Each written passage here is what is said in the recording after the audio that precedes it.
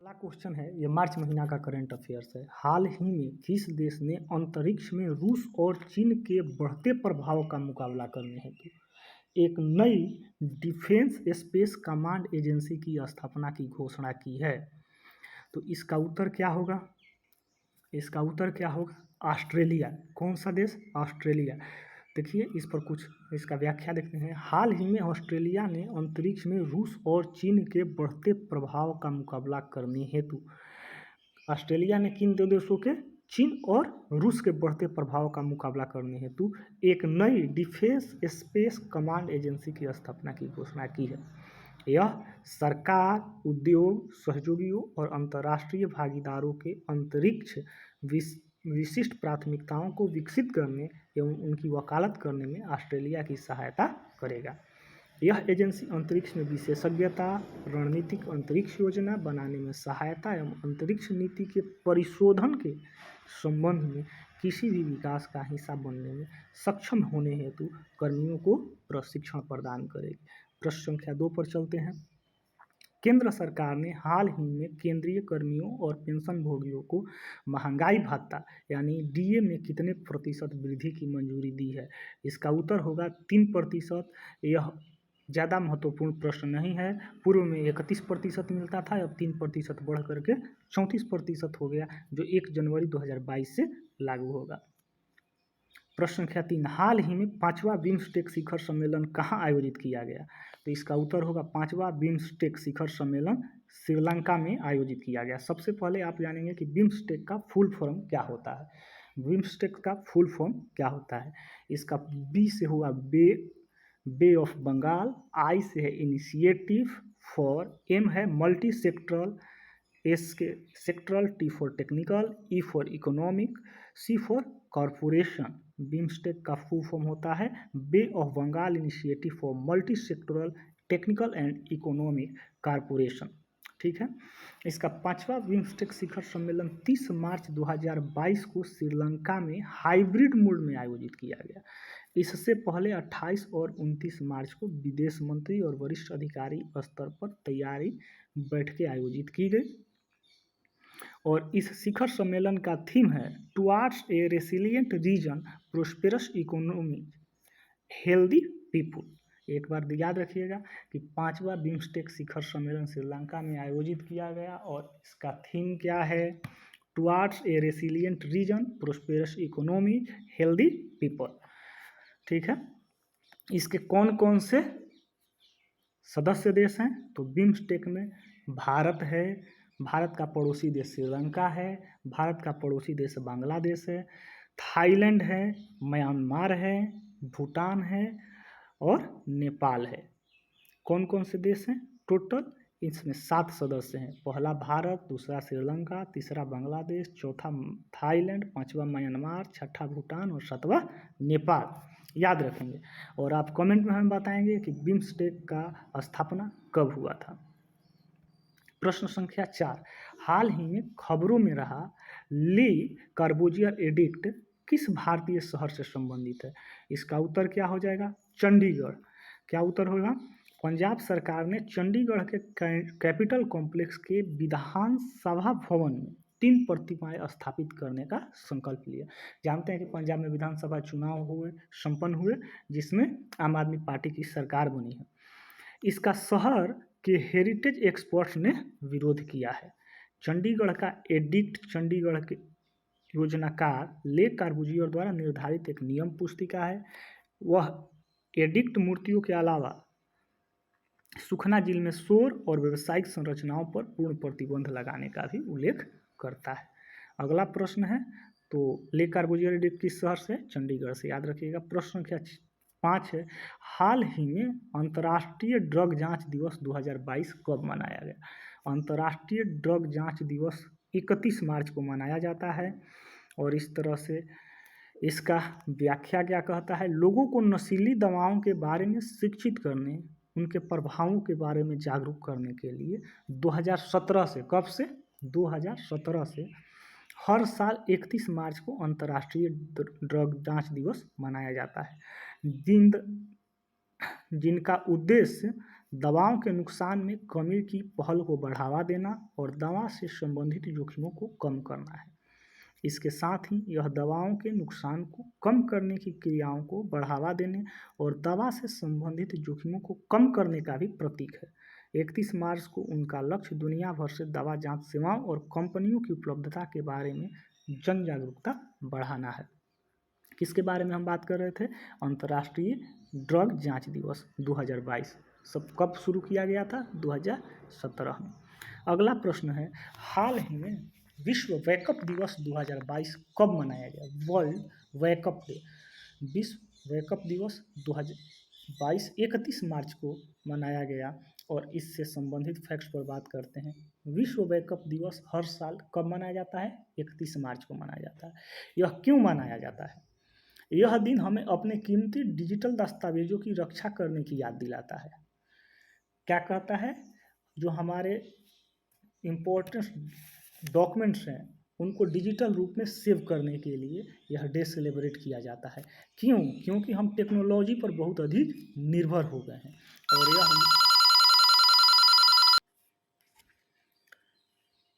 यह लोगों के लिए हमारे जीवन में डेटा की बढ़ती हुई भूमिका और रेगुलर बैकअप के महत्व के बारे में जानने का दिन है।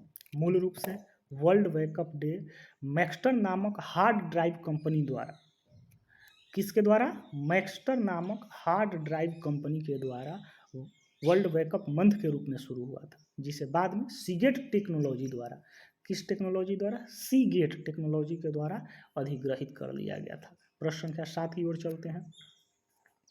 हाल ही में international transgender day of visibility 2022 कब मनाया गया? International transgender day of visibility 31 मार्च को मनाया गया। कब मनाया गया? 31 मार्च को मनाया गया। इसका फैक्ट्स है, international transgender day of visibility TDOV, transgender day of visibility, प्रतिवर्ष 31 मार्च को दुनिया भर में ट्रांसजेंडर लोगों द्वारा सामना किए जाने वाले भेदभाव के बारे में जागरूकता बढ़ाने के लिए मनाया जाता है। क्यों मनाया जाता है? पूरे वर्ल्ड में जो भी ट्रांसजेंडर लोग हैं उनके साथ जो डिस्क्रिमिनिटी होती है, भेदभाव होते हैं, उसके बारे में अवेयरनेस फैलाने के लिए मनाया जाता है। जबकि समाज में उनके योगदान का जश्न भी मनाया जाता है और यह भी बताया जाता है कि समाज में उनका क्या कंट्रीब्यूशन है।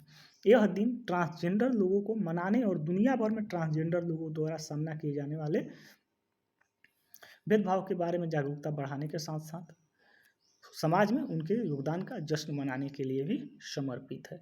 अगला प्रश्न है प्रश्न संख्या 8। हाल ही में बीबी गुरुंग का निधन हुआ। वे किस राज्य के पूर्व मुख्यमंत्री थे? तो आप जानते हैं बीबी गुरुंग का निधन हुआ और वह सिक्किम के पूर्व मुख्यमंत्री थे। और उनके बारे में थोड़ा सा फैक्ट्स हम लोग देखते हैं। सिक्किम के तीसरे मुख्यमंत्री थे और इनका पूरा नाम था भीम बहादुर गुरुंग। और यह सिक्किम के गंगटोक में लुमसुई में उनके आवास पर उनका निधन हो गया। यह बी गुरुंग जो थे वह कलकत्ता के एक समाचार पत्र जिसका नाम था अमृता बाजार पत्रिका में एक शिक्षक और एक स्टाफ रिपोर्टर के रूप में कार्य की और उन्होंने सिक्किम के पहले समाचार आधारित नेपाली जनरल कंचनजंगा का संपादन भी किया। तो इससे एक और क्वेश्चन है कि सिक्किम के पहले समाचार आधारित नेपाली जनरल का नाम क्या था? कंचनजंगा। और कंचनजंगा का संपादन किसने किया? बी गुरुंग ने।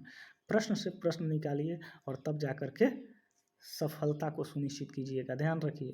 प्रश्न संख्या 9 है, निम्नलिखित में से किसने BBC Indian sports woman of the year पुरस्कार 2021 अपने नाम किया है?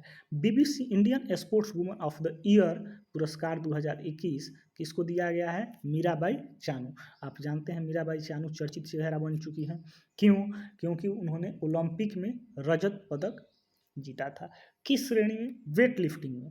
ओलंपिक रजत पदक विजेता भारोत्तोलक मीराबाई चानू ने BBC Indian sports woman of the year 2021 का तीसरा संस्करण जीता है।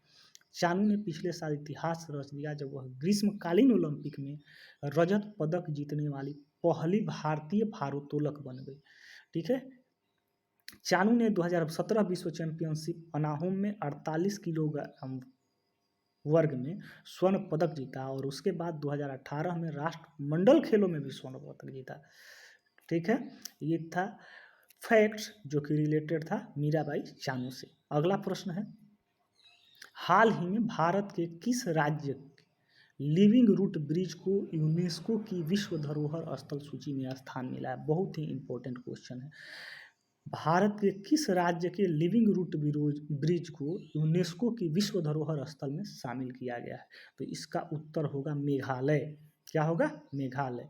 मेघालय के 70 से अधिक गांवों में लोगों और प्रकृति के बीच सामाजिक, सांस्कृतिक, सामाजिक और वानस्पतिक संबंधों को उजागर करने वाले जिंग किंग जेरी या लिविंग रूट ब्रिज को संयुक्त राष्ट्र शैक्षिक, वैज्ञानिक और सांस्कृतिक संगठन जिसे कि यूनेस्को कहा जाता है। यूनेस्को का पूरा नाम क्या है? United Nation education.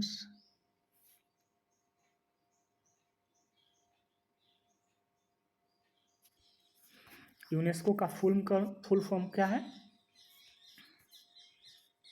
माफ कीजिएगा, United Nations educational, scientific and C for cultural organisation. तो यूनेस्को के विश्व विरासत स्थलों की सूची में किसे किया शामिल किया गया है? लिविंग रूट ब्रिज को। लिविंग रूट ब्रिज कहाँ है? मेघालय में। चलते हैं हम अब 30 मार्च। अगला हमारा सीरीज प्रश्न संख्या 11 से, हाल ही में किस राज्य द्वारा 21वीं राष्ट्रीय पैरा स्विमिंग चैंपियनशिप अपने नाम की गई? देखिएगा, राष्ट्रीय है, नेशनल है, किसी विदेश से देश को इसमें शामिल नहीं कीजिएगा। गौर फरमाइएगा, इसका उत्तर क्या होगा? महाराष्ट्र।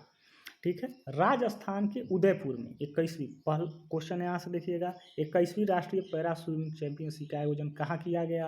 राजस्थान के उदयपुर में। इसमें महाराष्ट्र ने सीनियर और जूनियर वर्ग में शानदार प्रदर्शन करके 21वीं पैरा तैराकी चैंपियनशिप का खिताब जीता। दूसरे नंबर पर कौन सी टीम रही? कर्नाटक की टीम रही। महाराष्ट्र 386 अंक के साथ शीर्ष पर, जबकि कर्नाटक कुल 317 अंक अर्जित करके दूसरे नंबर पर रहा। पश्चिम बंगाल तीसरे नंबर पर और चौथे नंबर पर हरियाणा रहा। इस 3 दिवसीय प्रतियोगिता का आयोजन किसके द्वारा किया गया था? पीसीआई के द्वारा किया गया था। किसके द्वारा किया गया था? पीसीआई के द्वारा,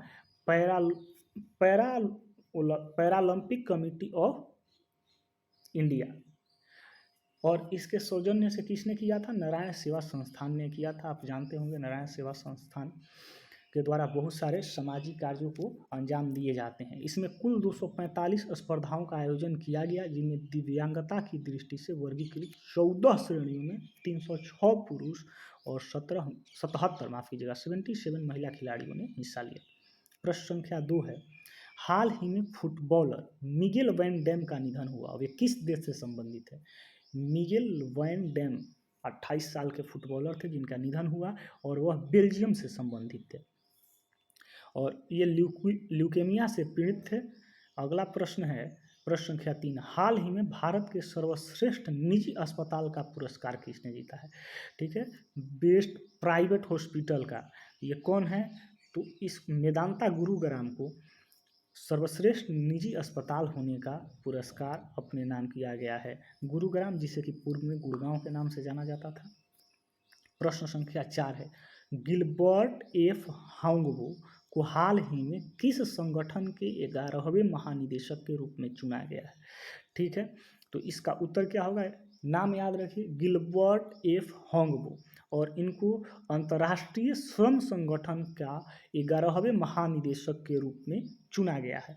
प्रश्न को दूसरे तरफ से भी पूछ सकता है, अंतर्राष्ट्रीय श्रम संगठन के 11वें महानिदेशक के रूप में किसे चुना गया है? तो उत्तर क्या होगा? गिलबर्ट एफ हांगबो, माफ कीजिएगा, गिलबर्ट एफ हांगबो को हाल ही में अंतर्राष्ट्रीय श्रम संगठन के 11वें महानिदेशक के रूप में चुना गया है। और वे कौन थे? वे टोगो के पूर्व प्रधानमंत्री हैं और अक्टूबर 2022 में पदभार ग्रहण करेंगे। कब? अक्टूबर 2022 में, अभी अप्रैल चल रहा है, माफ। वे इस पद पर चुने जाने वाले पहले अफ्रीकी हैं वे 2017 से कृषि विकास के लिए अंतर्राष्ट्रीय कोष के अध्यक्ष के रूप में कार्यरत है। IFAD के लिए वह अध्यक्ष के रूप में कार्यरत है। प्रश्न संख्या 5 है, यानी कि 15 प्रश्न संख्या। हाल ही में असम और किस राज्य के बीच 50 सालों से जारी सीमा विवाद सुलझ गया है? तो असम और मेघालय के बीच जो 50 सालों से जारी है सीमा विवाद, उन्हें सुलझाने का प्रयास किया गया है, और जिसमें से 12 जगह पर सीमा विवाद है, और उन 12 जगहों में से पहले चरण में 6 विवादित सीमा स्थल को सुलझा लिया गया है, जबकि दूसरे चरण में बाकी 6 जगह पर जल्द ही हस्ताक्षर होगा। और भारत के गृह मंत्री माननीय श्री अमित शाह ने इसे ऐतिहासिक बताया है। होना भी चाहिए, क्योंकि 50 सालों से जो चीज़ें पेंडिंग है और उसे सुलझाया जा रहा है, तो यह वास्तव में ऐतिहासिक है। असम और मेघालय के बीच अंतिम दौर का दूसरे चरण का समझौता अहम है, इम्पोर्टेंट है, क्योंकि दोनों राज्यों के बीच सीमा विवाद बहुत लंबे समय से लंबित है। अगला प्रश्न है, हाल ही में विश्व थिएटर दिवस कब मनाया गया? वर्ल्ड थिएटर डे कब मनाया गया? 27 मार्च, 27 मार्च को मनाया गया। विश्व थिएटर दिवस मंच की शक्ति पर ध्यान आकर्षित करने हेतु 27 मार्च को हमेशा मनाया जाता है, हर वर्ष मनाया जाता है। यह थिएटर कला के महत्व को भी बताता है, क्योंकि यह हमें आगे बढ़ना, मनोरंजन करना, सिखाना तथा बदलना जारी रखता है। और इस दिन की शुरुआत साल 1961 में अंतर्राष्ट्रीय रंगमंच संस्थान द्वारा की गई थी। प्रश्न संख्या 7 है, हाल ही में जारी हुरून रिसर्च इंस्टीट्यूट की हुरून ग्लोबल 40 और अंडर सेल्फ मेड बिलियनियर्स 2022 में भारत किस स्थान पर रहा? एक बार प्रश्न को फिर से रिपीट करते हैं।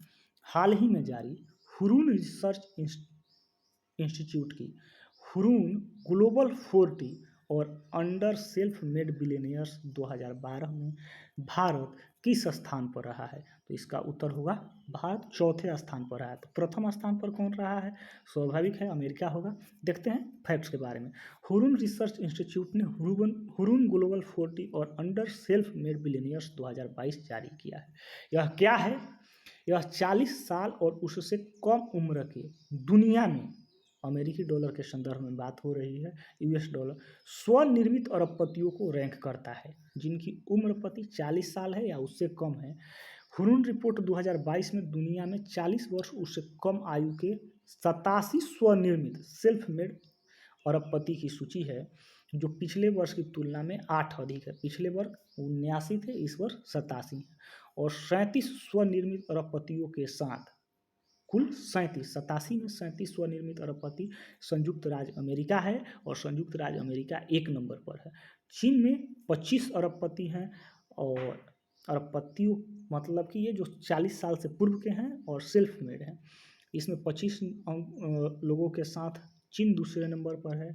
और तीसरे नंबर पर यूनाइटेड किंगडम है, जिसमें संख्या 8 है। भारत 6 लोगों के साथ चौथे नंबर पर, और स्वीडन 3 लोगों के साथ 5वें नंबर पर। भारत का क्या है स्थान? चौथा है। पहला अमेरिका, दूसरा चीन।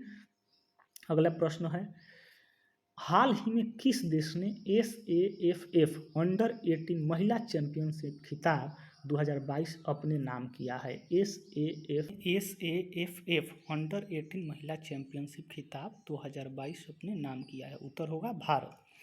भारत को SAFF अंडर 18 महिला फुटबॉल चैंपियनशिप के तीसरे संस्करण का विजेता घोषित किया गया है।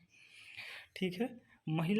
महिलाओं की अंडर 18 राष्ट्रीय टीमों के लिए अंतर्राष्ट्रीय फुटबॉल प्रतियोगिता का 2022 संस्करण झारखंड में JRD Tata sports complex Jamshedpur में आयोजित किया गया था। कहाँ पर आयोजित किया गया था? JRD Tata sports complex Jamshedpur. किस राज्य में? झारखंड में।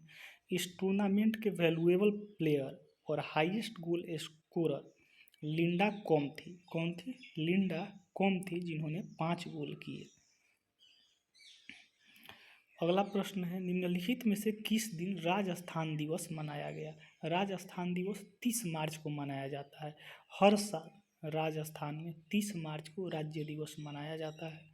और आप जानते हैं कि क्षेत्रफल की दृष्टि से राजस्थान भारत का सबसे बड़ा राज्य है। और राजस्थान का गठन कोटा, टोंक, शाहपुरा, प्रतापगढ़, किशनगढ़, झालावाड़, डूंगरपुर, बूंदी और बांसवाड़ा राज्यों के एकीकरण के साथ हुआ था। ये सब आज़ादी के पूर्व क्या थे, अलग अलग राज्य थे। उदयपुर के महाराजा गठन के 3 दिनों के बाद राजस्थान में शामिल हुए थे। 25 मार्च 1948 को जवाहरलाल नेहरू द्वारा इस राज्य का औपचारिक उद्घाटन किया गया था। कब? 25 मार्च 1948 को। बाद में जयपुर, बीकानेर और जोधपुर जैसे राज्यों का 30 मार्च 1949 को, लगभग 1 साल बाद, सरदार वल्लभ भाई पटेल के प्रयासों से ग्रेटर राजस्थान का विलय कर दिया गया। उन्होंने 30 मार्च 1949 को ग्रेटर राजस्थान का उद्घाटन किया था और राजस्थान क्षेत्रफल के हिसाब से देश का सबसे बड़ा राज्य है और इसका क्षेत्रफल 3,42,239 वर्ग किलोमीटर है। अगला प्रश्न है, हाल ही में किस देश ने सेमीकंडक्टर चिप्स निर्माण के लिए $52 बिलियन की सब्सिडी प्रदान करने के लिए एक विधेयक को मंजूरी दी है? तो आप जानते हैं कि इसका उत्तर हो जाएगा अमेरिका। अमेरिकी सीनेट ने सेमीकंडक्टर चिप्स निर्माण के लिए सब्सिडी में $52 बिलियन प्रदान करने के लिए एक विधेयक को मंजूरी दी है और चिप्स की कमी ने दुनिया भर में उत्पादन को बाधित कर दिया है। सीनेट ने पहले जून में चिप्स कानून पारित किया था, जिसने अमेरिकी प्रौद्योगिकी और अनुसंधान को मजबूत करने के लिए $190 बिलियन अधिकृत किए थे। और इन्हीं प्रश्नों के साथ इस सेट को समाप्त करते हैं। कैसा लगा ये सेट कमेंट करके बताएं और तब तक के लिए धन्यवाद। फिर मिलेंगे एक नए सेट के साथ।